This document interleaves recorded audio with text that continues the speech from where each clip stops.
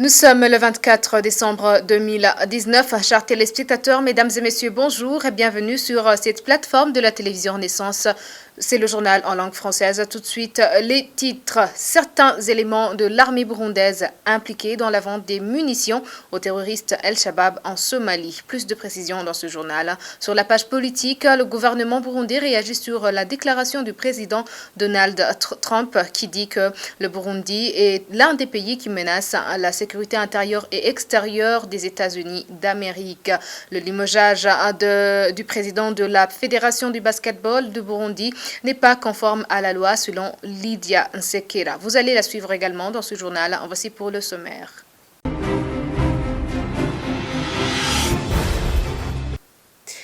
Bienvenue encore une fois dans ce journal. Page sécurité pour commencer. Des munitions, particulièrement des cartouches, sont vendues aux terroristes El-Shabaab en Somalie par certains éléments de l'armée burundaise. Les responsables du 12e contingent burundais ne convergent pas sur les modalités de lutte contre un réseau mis en place des militaires impliqués dans cette fraude. Le responsable de renseignement militaire, lieutenant-colonel Miwuro Nicodème, se pose aux enquête commanditée par le général de brigade Richard Banyankimbona, commandant contingent qui viserait à porter la lumière sur cette fraude. Franck Kadze.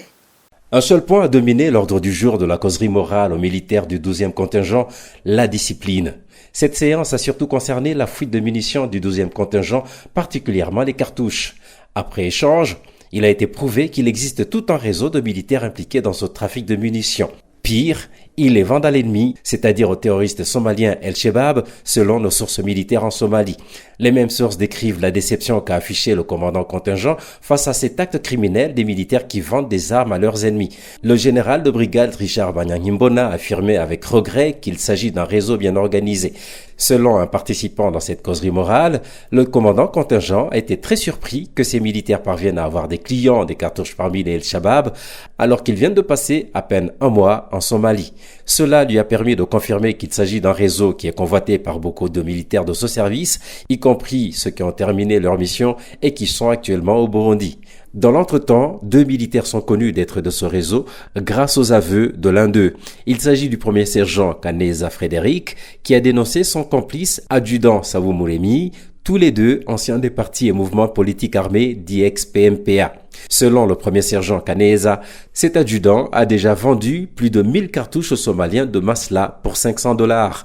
Nos sources précisent que malgré la détermination du commandant contingent de vouloir découvrir toute la vérité sur cette fraude, il se heurte au blocage du chargé de renseignement militaire, le lieutenant-colonel Miwuro Nicodème, lui aussi ex-PMPA. Celui-ci tranquillise les présumés fraudeurs d'armes qu'aucune enquête n'aboutira tant qu'il sera encore le G2 du 12e contingent.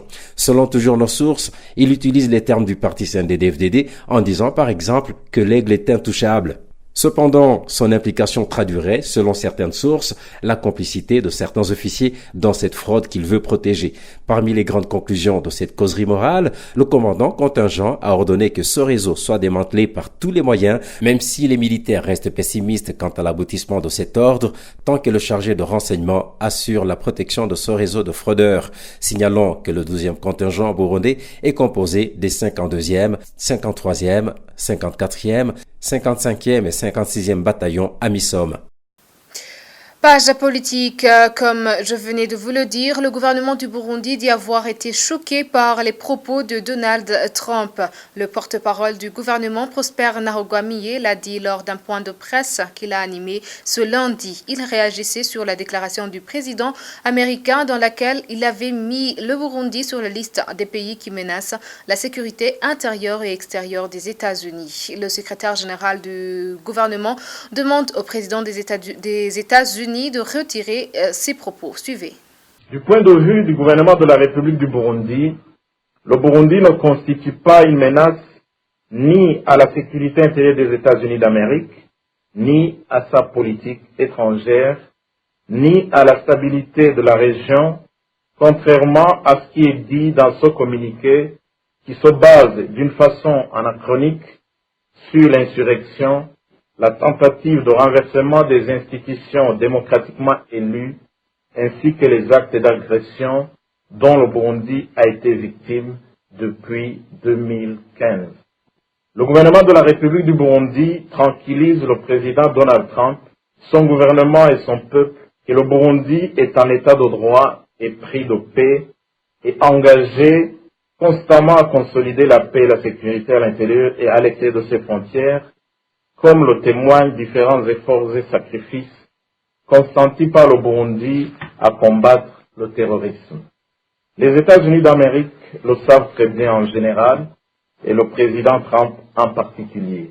Il est le mieux indiqué pour témoigner au monde que, en l'occurrence, les contingents burundais déployés en Somalie depuis 2007 et en République centrafricaine n'y sont pas pour défendre et préserver les intérêts du Burundi, mais plutôt et surtout ceux de la communauté internationale dans son sens le plus large, y compris certainement ceux des États-Unis d'Amérique. Tenant compte de tout ce qui précède, le gouvernement de la République du Burundi demande plutôt au président des États-Unis d'Amérique de reconsidérer sa position sur le Burundi et, le cas échéant, surseoir à cette affirmation sans nul doute controverse. Toujours sur la page politique, le Burundi traverse des moments durs depuis qu'on a brigué le 3e mandat de Pierre Nkurunziza. L'annonce a été faite par Armel Niyongere, le président de la CAT Burundi, ce vendredi. C'était dans un atelier sur une étude de l'isolement du Burundi sur la scène internationale. Armel Niyongere fait savoir que cet atelier a été organisé pour revenir sur les faits qui ont caractérisé le Burundi jusqu'à ce qu'il soit isolé et les conséquences suivies.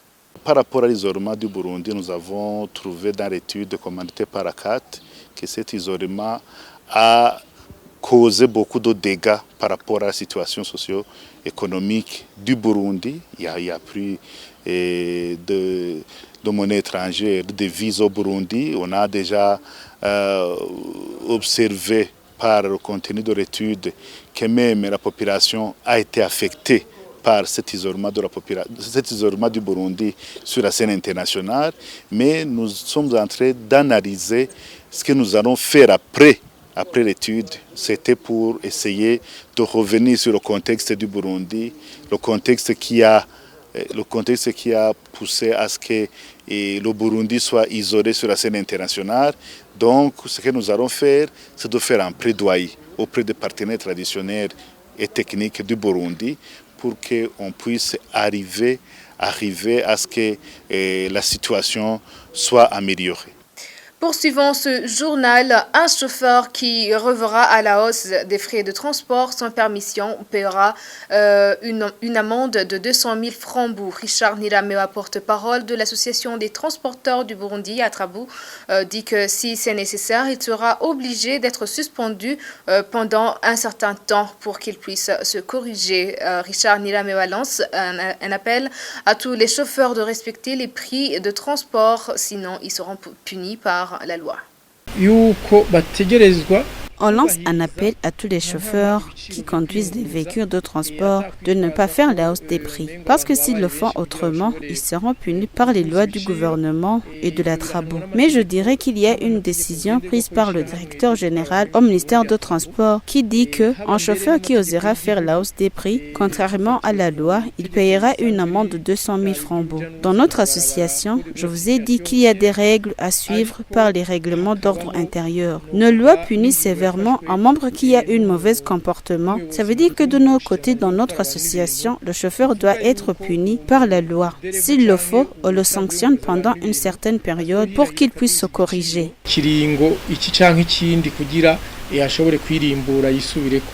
Page sport pour clore ce journal. La décision de du ministre de la Jeunesse et Sport de limoger Augustin Kararuza dans ses fonctions de président de la Fédération de basketball du Burundi n'est pas conforme à la loi. Ce sont les propos de Lydia Sekera, présidente du Comité national olympique du Burundi. Elle précise que le principe de respecter les mandats est sacré même dans le sport. Elle demande par ailleurs des sanctions pour les conseillers qui ont traité ce dossier car ils ont induit le ministre en erreur.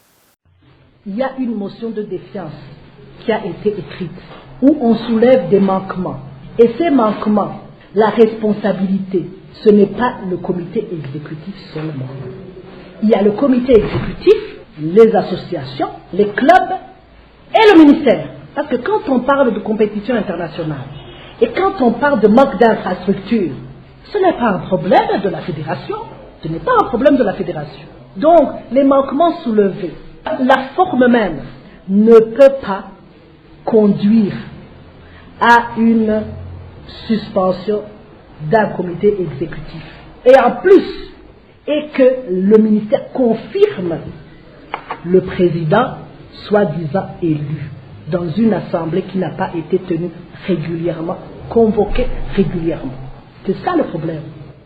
Nous sommes là pour aider, informer, conseiller aux membres de l'Assemblée générale de ne pas faire cette Assemblée générale au risque d'être sanctionnés, conseiller aux membres de l'Assemblée générale d'attendre les 3 mois pour préparer des élections, parce qu'il ne reste que 3 mois, conseiller aux membres de l'Assemblée générale de respecter le mandat. Ça, c'est important. Il faut respecter le mandat. Quand on commence pas à ne pas respecter le mandat, c'est le désordre. Et ce désordre, le comité olympique ne va pas l'accepter. C'est sur ces propos de Lydia Sekera que nous achevons ce journal. Merci de nous avoir suivis. Un joyeux Noël à tous. À la prochaine édition.